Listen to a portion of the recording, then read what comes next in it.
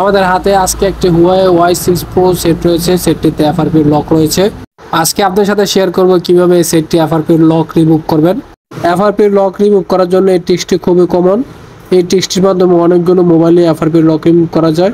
এই ট্রিক্সটি শিখে রাখুন, ভবিষ্যৎ যে কোনো প্রয়োজনে কাজে আসতে পারে।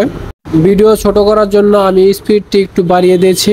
আপনারা প্রয়োজনে ভিডিওটি পুশ করে স্টেপগুলো ফলো করবেন।